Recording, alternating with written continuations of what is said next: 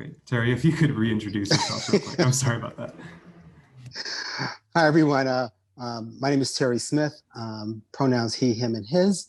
I am the Director of Sexual Health and HIV Prevention Services for APLA Health and Wellness. Hi, everyone. I'm Dr. Kathie Ferbas. I am the Scientific Administrator for the UCLA AIDS Institute.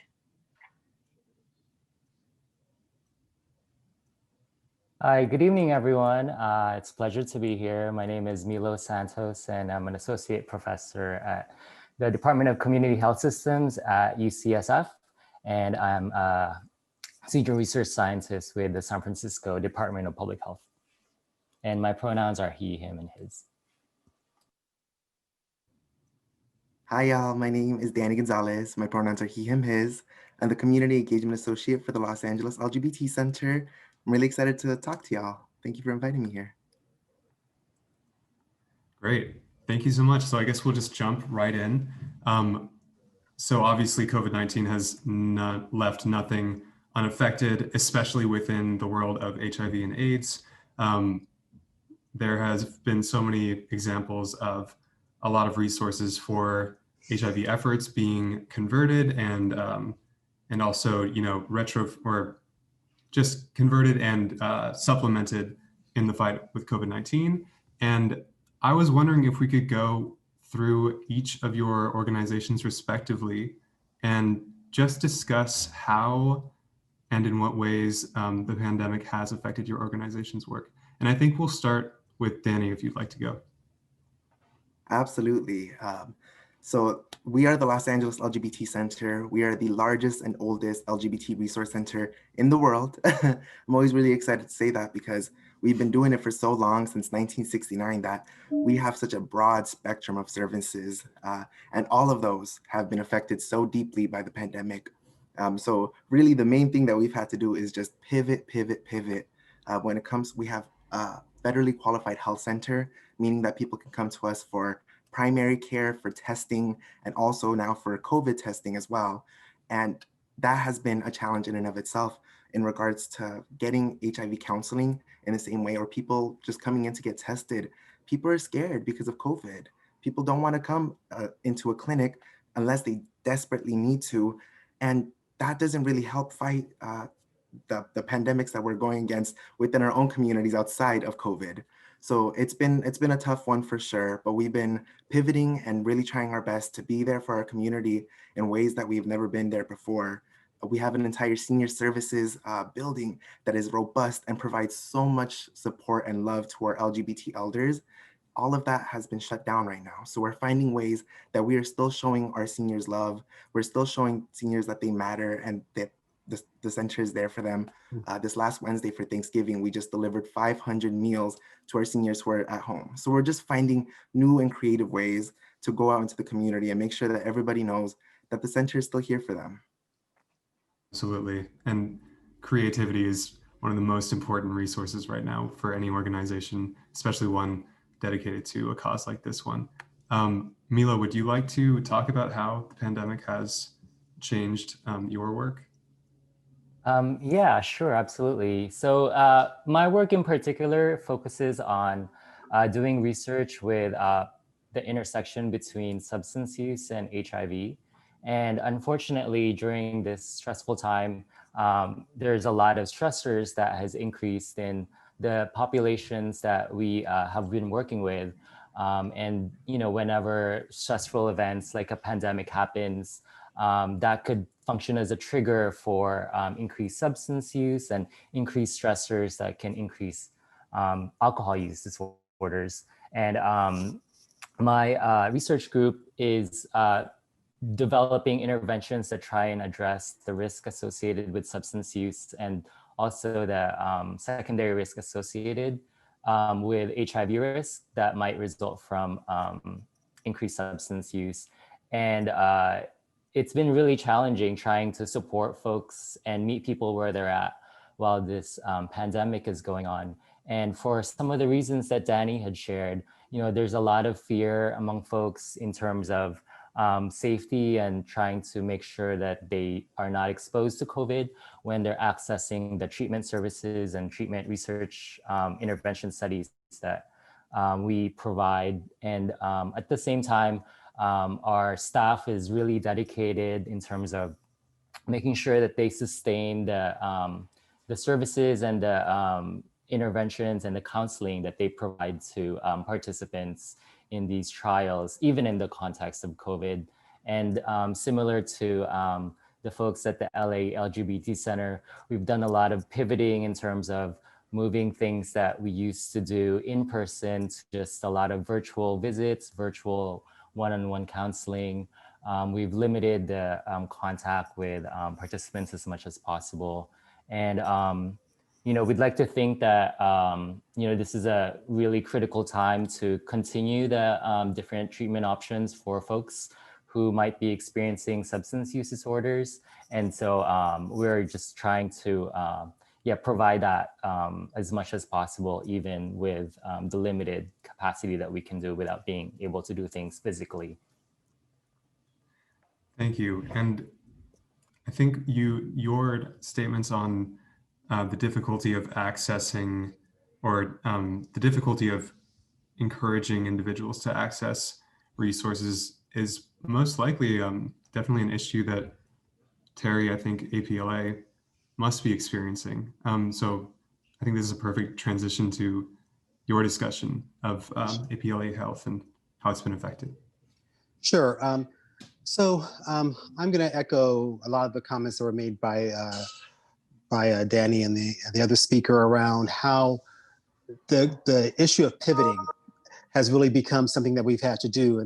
And my role has two parts to it. One is traditional HIV prevention services, where we're really engaging communities that are often disenfranchised, disconnected. And so we're trying to bring them together, throw some food on the table, have a good time, and talk about sexual health. And when the pandemic hit, we had to stop that and we had to shift to a virtual platform. And while we've had some success, it's still not the same. You really can't build community in a virtual platform in a way that's meaningful, particularly for disengaged folks. And so we've had to figure out how to do that and to make it meaningful for our folks and all that other stuff. And then in terms of sexual health services, we are FQHC as well. And so trying to maintain sexual health services in the midst of COVID has been very challenging. And so we begin to implement at-home testing, where we're mailing out test kits and safer sex supplies to people.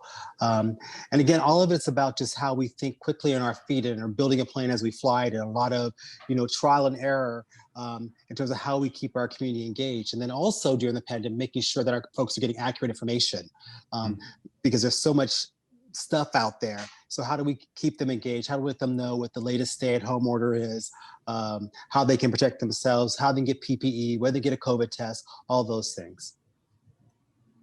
That's very interesting. A metaphor occurred to me while you were speaking, and it sounds like, from what all of you have been saying, is it's almost like trying to assemble an airplane as you're taking off on the runway.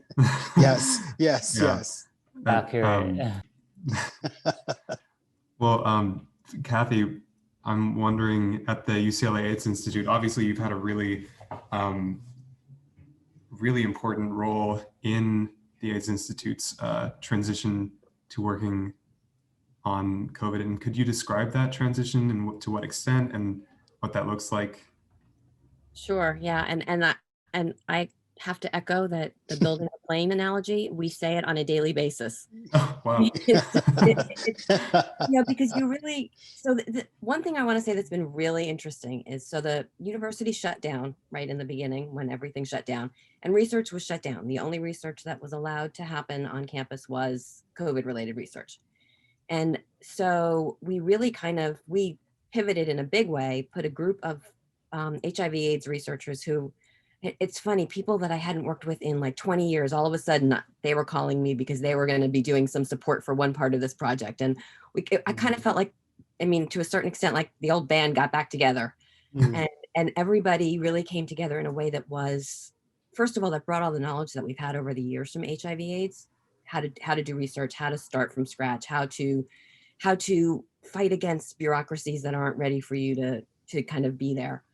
And the knowledge that we've learned, the scientific information that we learned. I've always said that we learned more about immunology and biology from HIV than we learned in all the years that we've had a war on cancer. And so to be able to take all of that and apply it now to something that was new and emerging, a virus that was new and emerging, was it was really a little bit PTSD flashback from being in graduate school. And it's also been just the most amazing experience. And so, because nothing else can happen, all of these researchers who I work with normally on HIV projects were calling and saying, what can we do? We'll process bloods for you. We'll process samples for you. How can we help? And so, from April to June, that was kind of what happened. And then in June, the university allowed a small amount of research to ramp up again. And the AIDS Institute was able to start at 25% capacity, having, bringing back our HIV related projects. And we've kind of been stuck at that. And right before this, I was just on a call to see if they were going to, ramp research back down again. And it doesn't look like that's going to happen. But it's been really exciting and rewarding and scary. And I'm exhausted. And I'm, the scientific administrator for the AIDS Institute for this large COVID network. There aren't enough people working in the lab now. So I've gone back into the lab. I haven't been in a lab in 20 years. And now lab running samples again. It's definitely been building a plane while you're flying it. Great. I'm glad that analogy held through so well for all of you. Or I'm not glad, but it's we'll good be able metaphor. to do anything after this.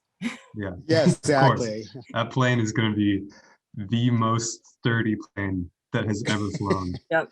Sort of new heights. Yes. Yeah, absolutely. What a perfect transition to our next question, Kathie. So obviously, we have seen within the HIV and AIDS community so many parallels to with COVID and the AIDS epidemic. And while they are different diseases, so many ties exist. I think one of the most obvious public image ties is the existence of Dr. Anthony Fauci in both. And also it's worth noting that the executive director of UNAIDS, Winnie Byanyima, in her declaration for World AIDS Day, she said, in responding to COVID-19, the world cannot make the same mistakes it made in the fight against HIV. That is why UNAIDS has been a leading advocate for a people's vaccine against the coronavirus. So this is an open question and anyone can answer at any time, but as Kathie began the discussion, what ties and parallels do you see between the current COVID crisis and the epidemic?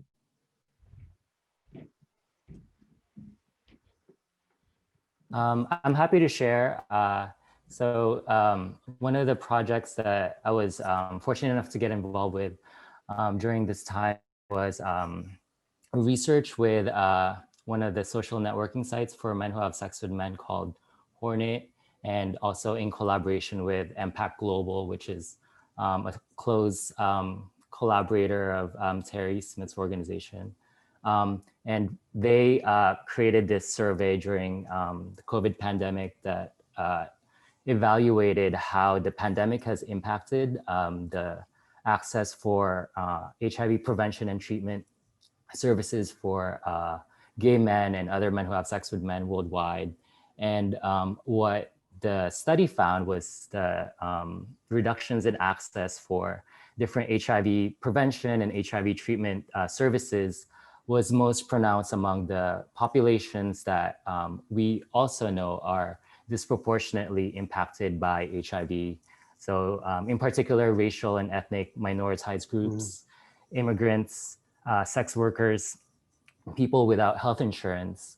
So what that had shown a lot of light for us is that this pandemic is not only parallel to the HIV epidemic, but it's also reinforcing the existing structural vulnerabilities and existing disparities that pre-existed COVID and that made HIV disproportionately distributed for these different risk populations.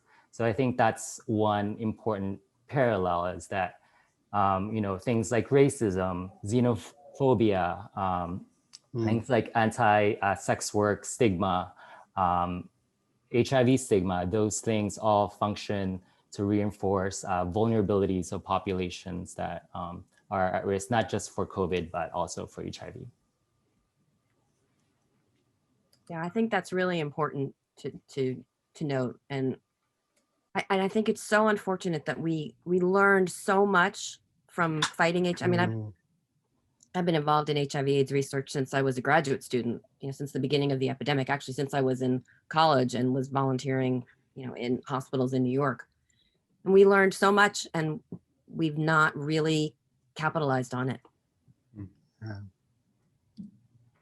Yeah. Could you, I mean, I think, go ahead, Terry.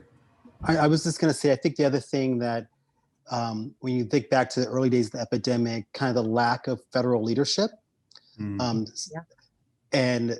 I'm not trying to get political here, but clearly leadership is important when these type of things happen, and clear messaging, consistent messaging, hopeful messaging, fact-based messaging is really important. And it breaks my heart as someone who has been working in HIV for a very long time, that we know what to do, and we knew what to do, right? And yet that didn't happen. It became politicized. It just became this thing. And now here we are dealing with stuff that we didn't necessarily have to, because we had the tools. We knew, and we learned stuff from the AIDS epidemic, and how to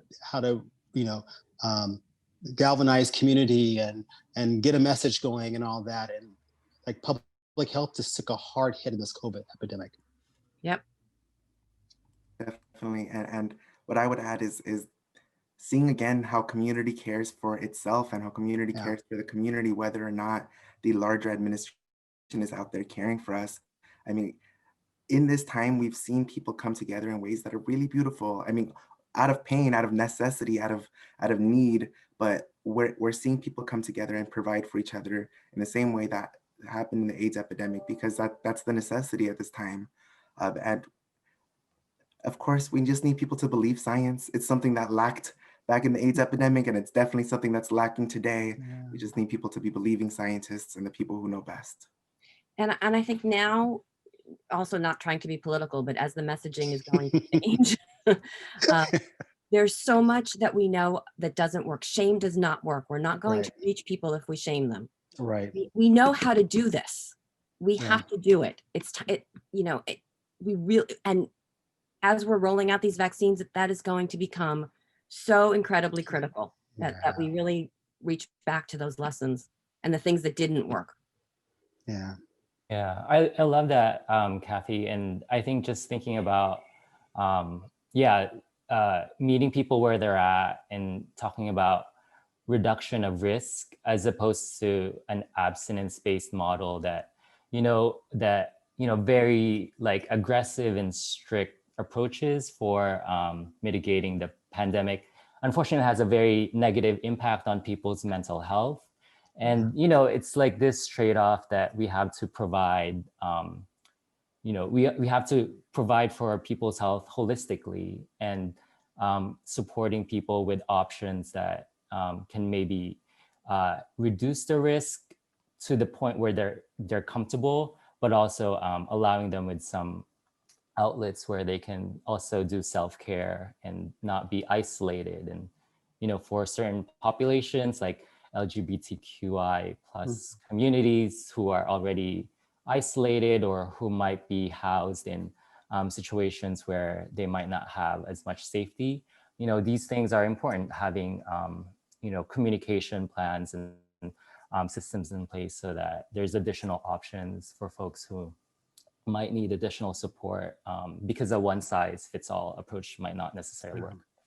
Absolutely. And speaking of one-size-fits-all, and also going back to the initial discussion of how HIV and COVID-19 disproportionately impact certain populations, a recent survey conducted by COVID Collaborative and the NAACP found that across the US, only 32% of Black adults say they would definitely or probably take the COVID-19 vaccine. And while obviously this is much more related to COVID-19 than HIV, I think that as organizations dedicated to populations like these that are disproportionately impacted by HIV, I guess I'm wondering if you have any thoughts, and this is an open question to all of you, about how to address that distrust within communities that have been systemically impacted by discrimination within the medical field. That's a tough one. I think it's about just leadership and getting the right people to carry the message to the community. And to realize that one size doesn't fit all. So I think, you talk about Black folks and, someone thinks, well, oh, I'll go get Kanye and he'll speak to those Black people, right? Well, Black folks are complicated and complex, and there's diversity within us like there with everybody else. And so you need to have a variety of people. And I'm not saying Kanye is a person, but I'm just saying as an example that having trusted people deliver that message, and then really using the community, also training people in the community to carry that message within their social networks as well to get the message out. It's going to have to kind of be a grassroots type of approach, because I think that there is a lot of distrust of the system, and rightly so. Yeah. I mean, I did HIV vaccine research for years, and I mean, we've done some disgusting, despicable things in the names of vaccine development, right. Going back to the polio vaccine, and even before that. And I do think that you're absolutely right. The most effective way to communicate this is to, have leaders that you trust, and to have people that are your peers and in your community that can speak to you and to your concerns. I remember doing HIV training for middle school students to really try to be able to talk to other middle school students, because they didn't want to hear it from me. Right. I was an old, unfun person. They wanted to hear it from their peers. Right. And I think the other thing that's been really interesting for me, and that I think is a big problem that we're going to have to overcome, is that a lot of what has happened throughout these however many months, it feels like 20 years. Right. What has happened in public has been what happens behind the scenes in science, as all the time, where we learn something, we take a step forward, oh, we have to pivot because we were wrong and we have to adjust. And now you're just seeing it on this grand scale. And so there's been such poor leadership and such miscommunication, coupled with the fact that science evolves as you learn things, that we have a lot to overcome to roll these vaccines out. Well, I think that's related to the next question. These transitions are just fantastic. So obviously a lot more has happened in 2020. COVID-19 has been the cumulonimbus in the sky, but there are little smaller clouds that are equally important. And so I suppose I'll kind of ask this question divided into, the scientific organizations and the direct services organizations. So I'll start with Terry and Danny. So the two current events or current issues that I think in my conception have really changed a lot in 2020, especially in LA, have been the houselessness crisis and the Black Lives Matter movement. And I'm curious how those two have been accounted for in your organizations, particularly with the houselessness crisis compounded by COVID-19. So I'll let Danny, would you like to start? Yeah, sure. So this was a great question, and think that outside of COVID-19, these issues have been such prevalent ideals that have been something that the organization has been looking to address before COVID. And I think now that COVID has hit, I mean, specifically homelessness has been just rampant. Before we operated a drop-in youth shelter where basically anybody was able to come stay with us, anybody aged 18 to 24, mostly queer people, mostly Black folks who were staying with us day after day. But now that COVID has hit, we've had to close our day space because it's just not safe having people come and go as they used to. So now this space that used to be a warm, loving, enriching place for LGBT youth that are out there now are just back on the street and facing different types of homeless shelters, facing higher rates or smaller amounts of beds because of COVID regulations. So it's heartbreaking to see how much COVID has stripped us of the work that we can be doing that we know is vital and necessary. And we just can't do as much as we can. The work that we're still doing now is fabulous. We have a transitionary living program where basically we help people live with us. If you see behind me, this is the Los Angeles LGBT Center's building. And this building right here is our transitionary living program, which is basically dorm rooms where we help youth who used to be on the street basically transition into living independent lives. They start off in a 4-person dorm room to 3 people, to 2 people, to 1 people. And all of that has had to pivot and all of that has had to change so tremendously. So we are just trying to find ways that we can still be there for our youth, still be there for the people who are affected by homelessness, and be better representatives for the center. I think the Black Lives Matter movement was so powerful and beautiful because it reminded us that we are not perfect, that we still have so much room to grow. I think so often we look back and we're like, we've come so far, but if we're not helping everybody, and that specifically means if we are not highlighting Black LGBT folks, then we're not doing good enough. So I think it was really refreshing because we definitely got some criticism around that time. And I think it was healthy for us to take back and reflect and see how we can improve as an organization. Terry? So specifically with Black Lives Matter, for APLA, that was a real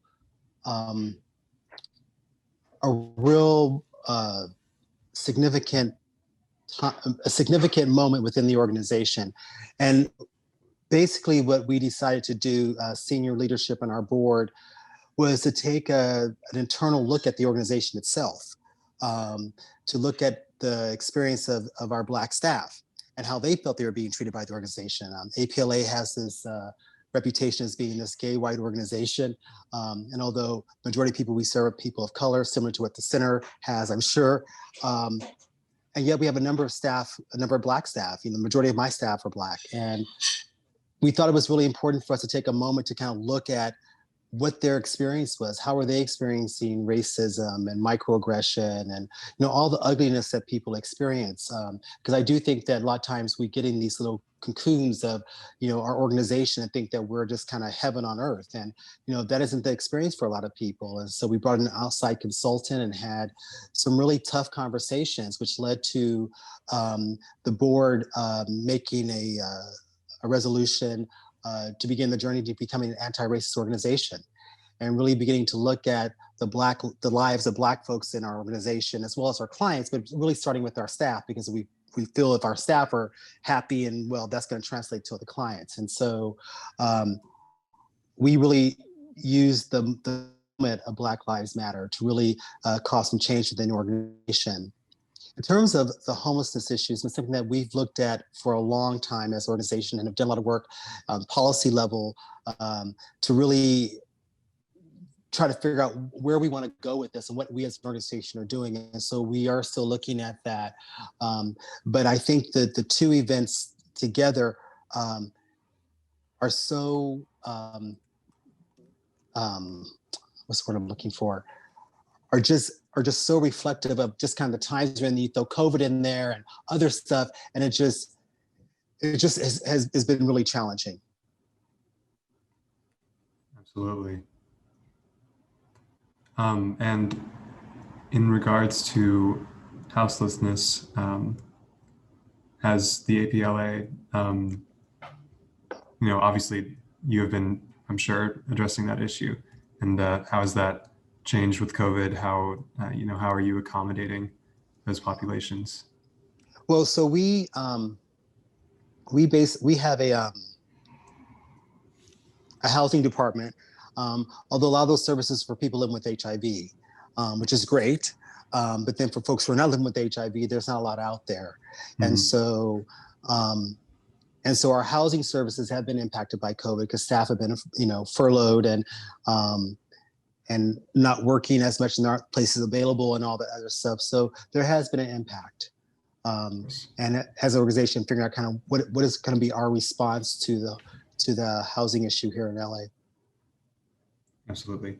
Thank you. And to the scientific organizations, our scientific panelists, I wonder, obviously current political events have likely changed the landscape in terms of where the scientific community is, in terms of, feelings about funding and, where those sources will be. And I am admittedly not extremely informed on this topic, but if you have any thoughts on how current events, aside from COVID-19, particularly political current events, have affected your work, I would love to hear them.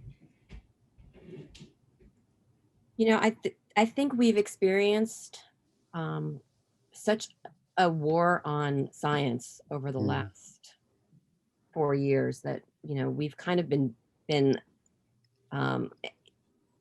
funding has not been as robust. A lot of the research that we did do that is very important for, developing HIV therapeutics and HIV cure research in particular, which is a huge component of what we do at UCLA, has been hamstrung by some of the rules around the use of fetal tissue and has really changed how we've been able to do research.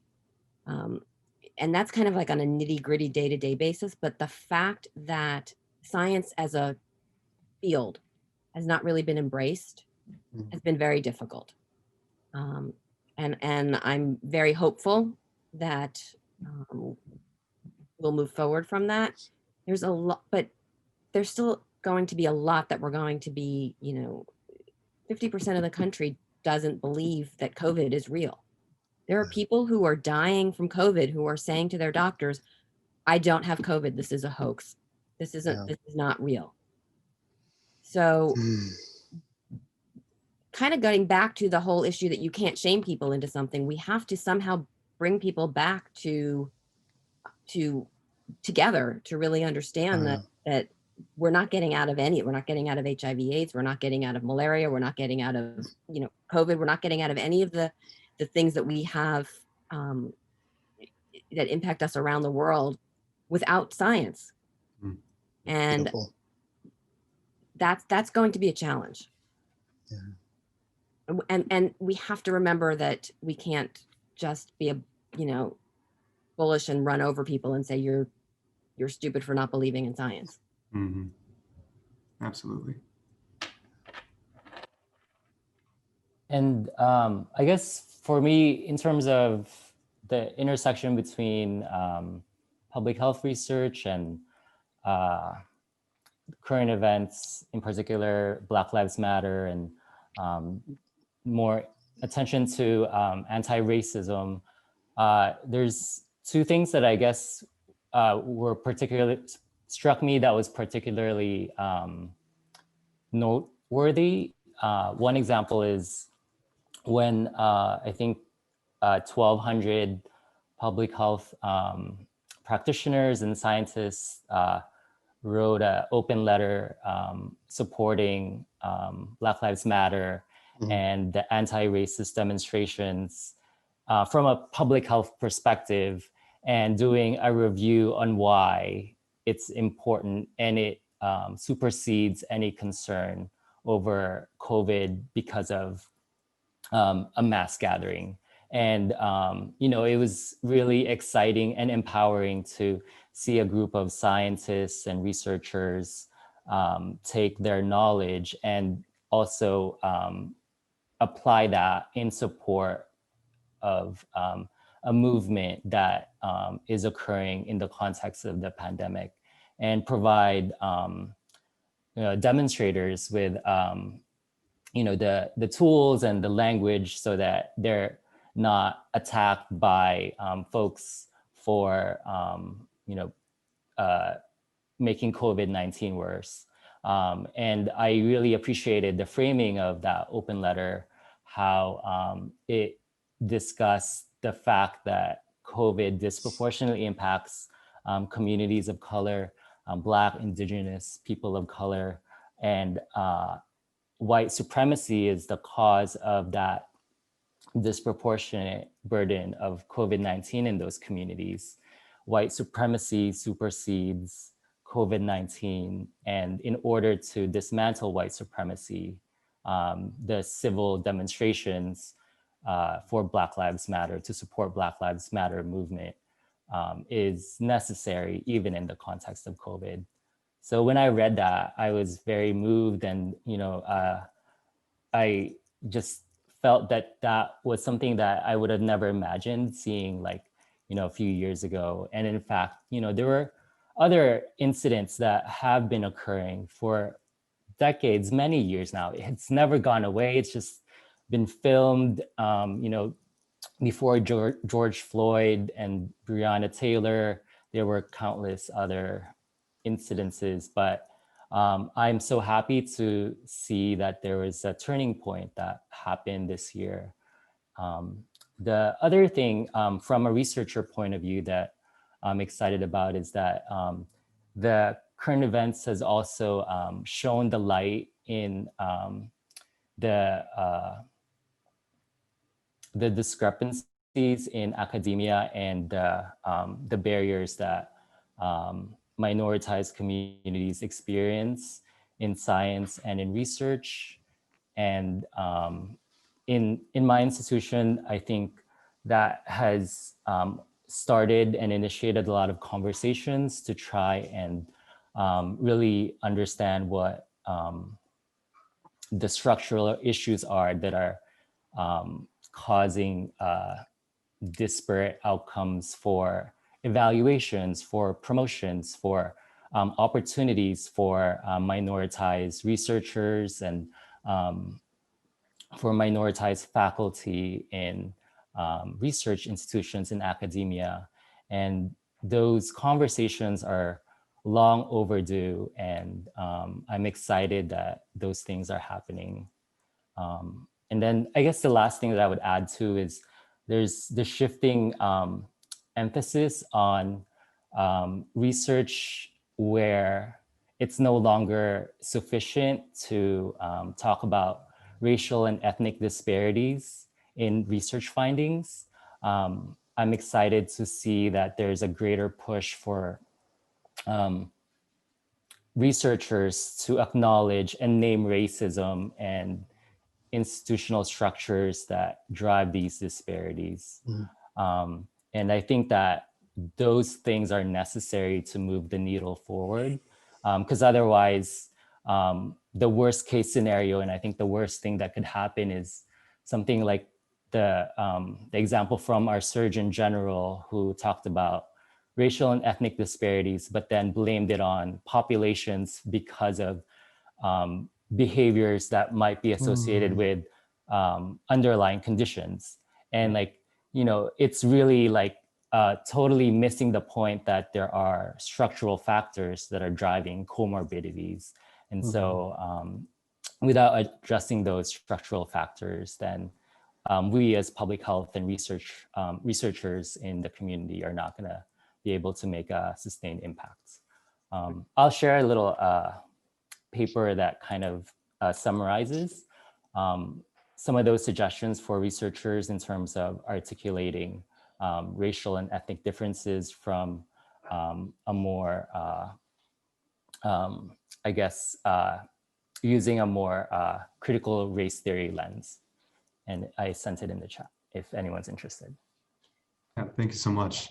I'm interested, certainly. Before you move on, one of the other things I think that really the pandemic has really shone a light on is what is happening to women in academia, and how many female researchers we're going to lose through this pandemic because of competing efforts of homeschooling their children and having and trying to stay on the clock, as we call it. I mean, I'm grateful every day that my child is 18 and I'm able to work the way that I'm working, which I've not been able to do for many years. But I mean, I have colleagues that have, young children and are really, really struggling. And the mental health toll that it's taking on women is just astronomical.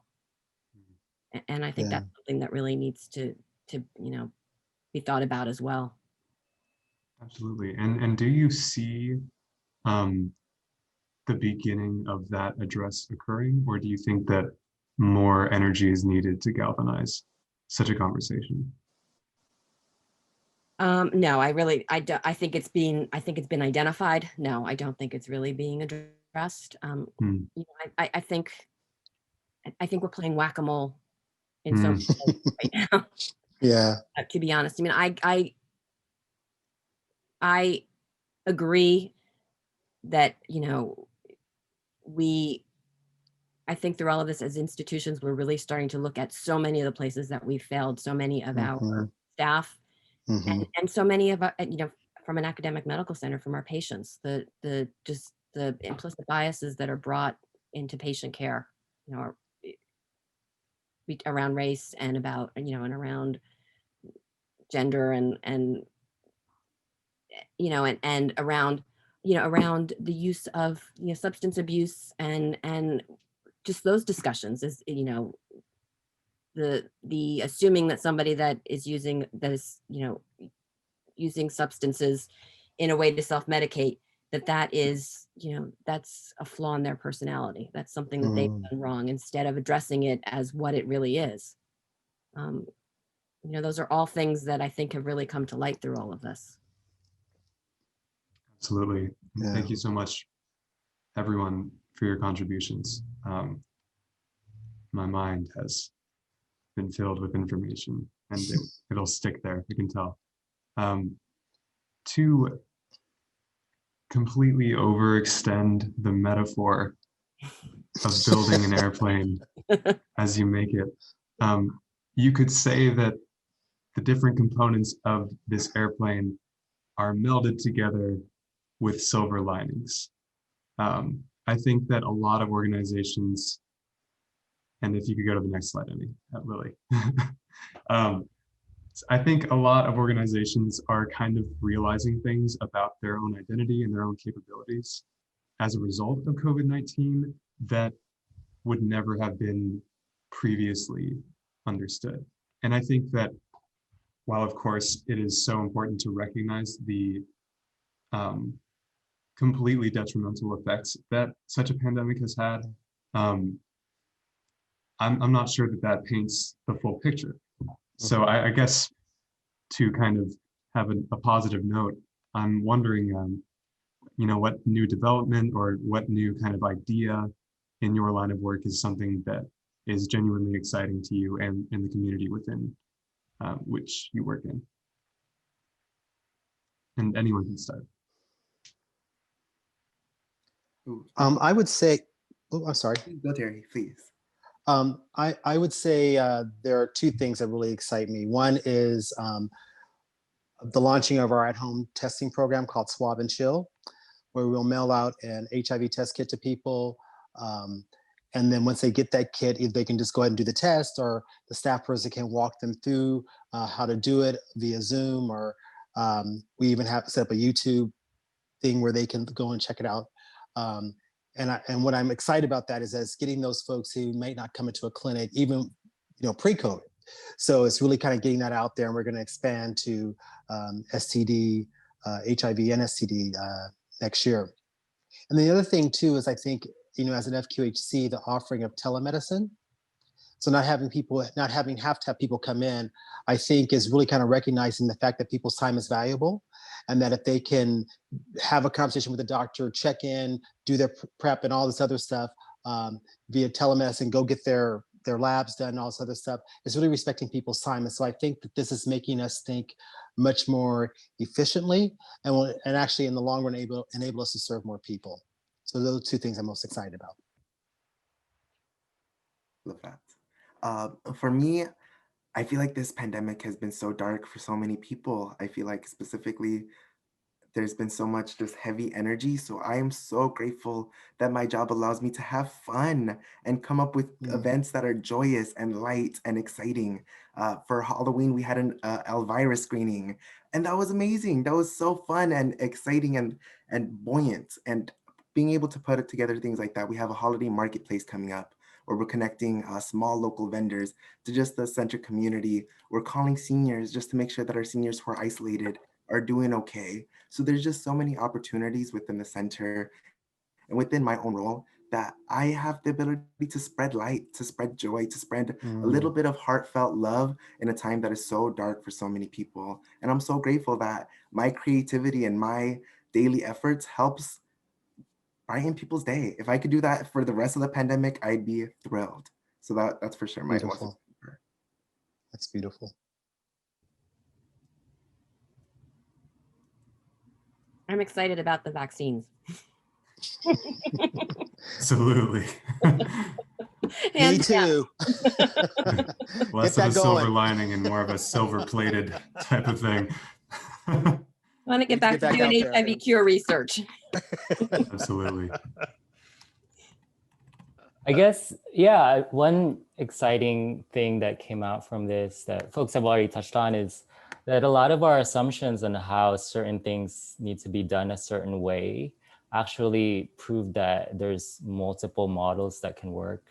And hearing about the different innovations that Danny and Terry's organizations are doing, I think those things are really exciting for me. And like, as a researcher, like, you know, those things are things that I want to evaluate and, you know, test and show that it definitely moves the needle, makes an impact. So I'm always in the lookout of, you know, after all this is kind of settled, just kind of taking the lessons learned about what are the innovations that people came up with in the community and like within the populations that we work with, and how can we sustain those innovations and scale them up and roll them out and learn from this.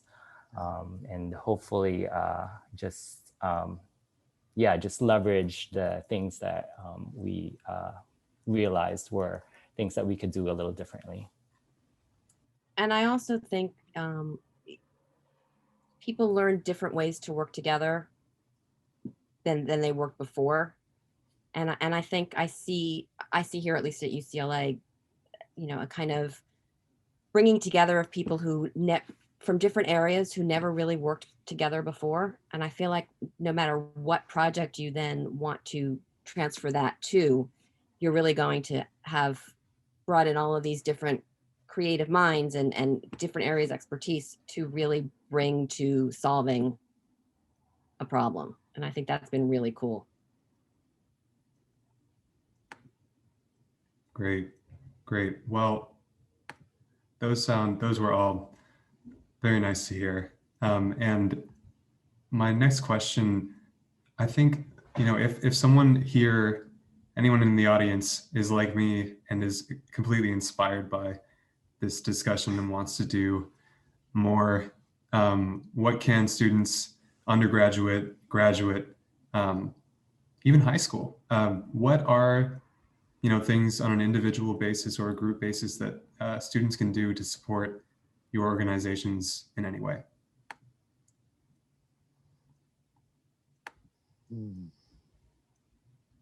I got a laundry list, so if anybody wants to go first, I'm happy to let you go first. You go, Danny. Okay, volunteer, please. We need you because our community needs you. I understand that this is HIV AIDS specific, but our community, specifically at the LA LGBT Center, that's so spread out. That's our seniors, that's our donors, that's our youth, that's our doctors, our nurses. So by coming and volunteering with anybody, you are helping out all the people living with HIV and also just spreading joy within our own community. So come volunteer with us. It's as simple as going to LALGBTcenter.org/volunteer. You're able to see our portal with all types of incredible opportunities. I run the Hello Club, which is our senior wellness check-in program, where we call virtually, completely remote, all of our seniors to make sure that our isolated seniors receive love and are reminded that they are treasured. We are writing cards for the holidays. We're delivering Christmas meals around the holiday season. So if you're looking to volunteer remotely, in person, in any capacity, we're looking for people because our community is worth it. Our community is needing us right now, is requiring that people step up. And we're so grateful for all of our volunteers who have, but if you're out there and you're looking for something to do and a way to give back, please, you can contact me. I'm happy to connect you directly, or you can reach the portal, which is again, LALGBTcenter.org/volunteer. That's my laundry list. Perfect. Excellent list.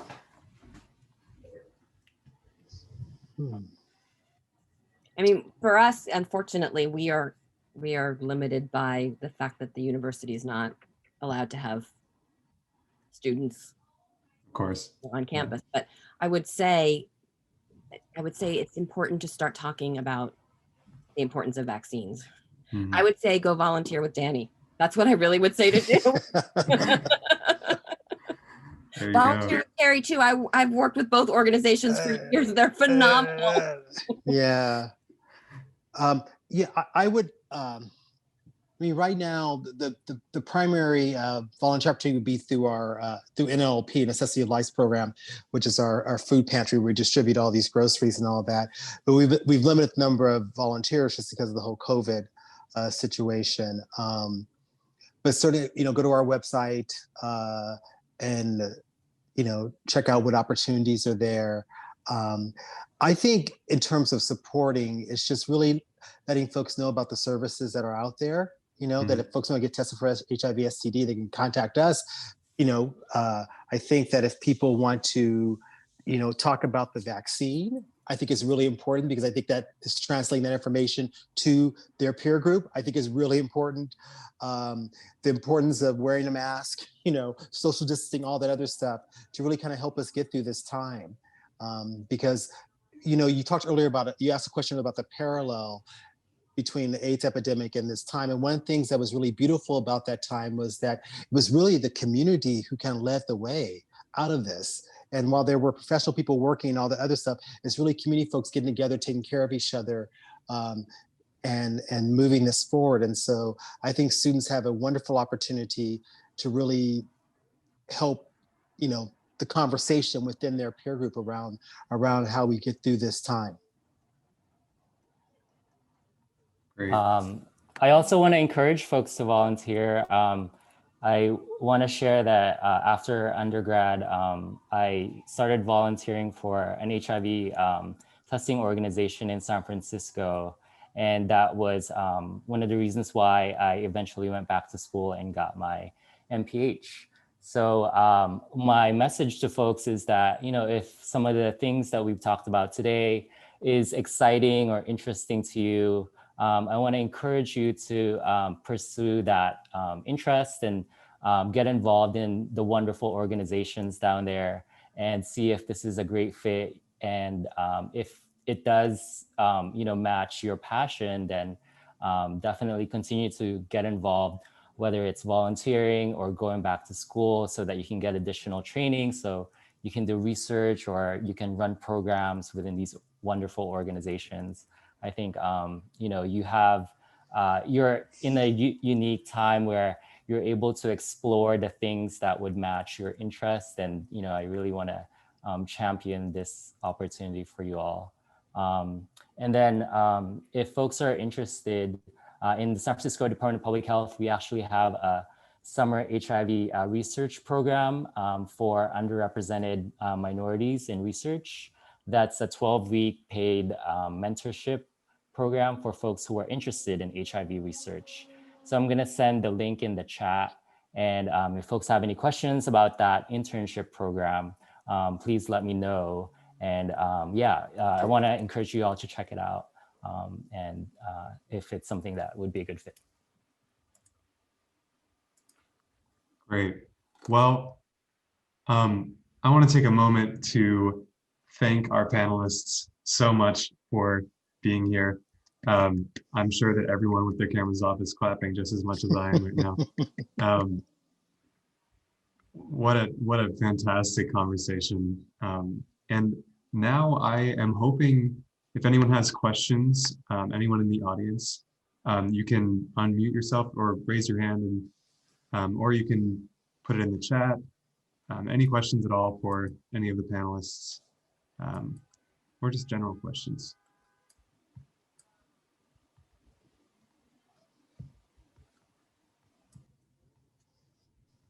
So I see there was a question to me that was sent privately about the vaccines. And the Great. question said that I was excited about the vaccine, but there are many. And am I excited about one in particular? And if so, which one?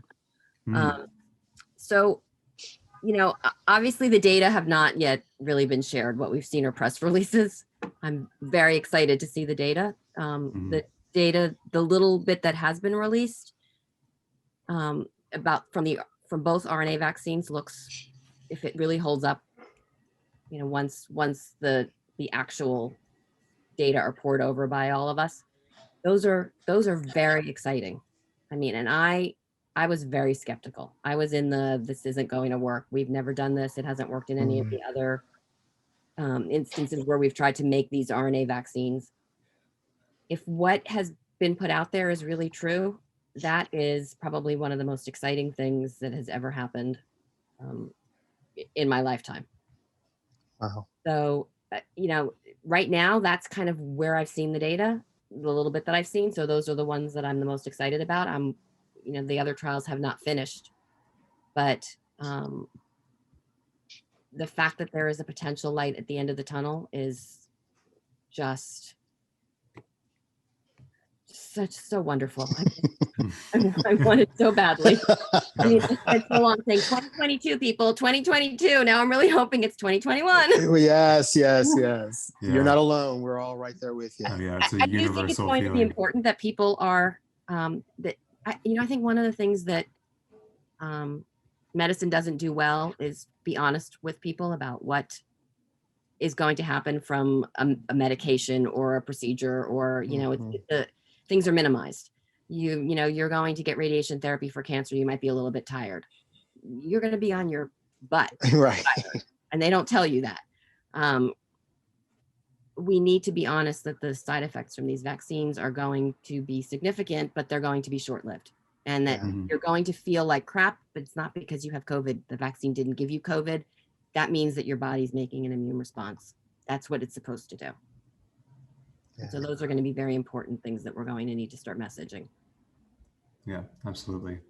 And that honesty, I'm sure, is going to be so important, because especially, I mean, I can imagine if, you know, the medical community undersells such side effects and then they occur, that only provides kind of further fear and sources for potential disinformation. Right. Does anyone else have any questions?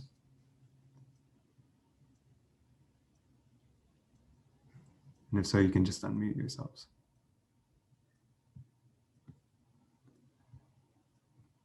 All right. Well, if no one else has any questions, thank you so much, everyone, for coming. Thank you to our panelists, Danny, Terry, Kathie, and Milo. It has been so wonderful talking to all of you. And I hope we can do it again. Most definitely. Yeah, it's been a fantastic evening. Thank you, everyone. Thank Yeah. you. Thank you for having me. Thank you so much for coming. Of course, thank you. Pleasure. Take care, All right. everyone. Bye-bye. Bye, everyone.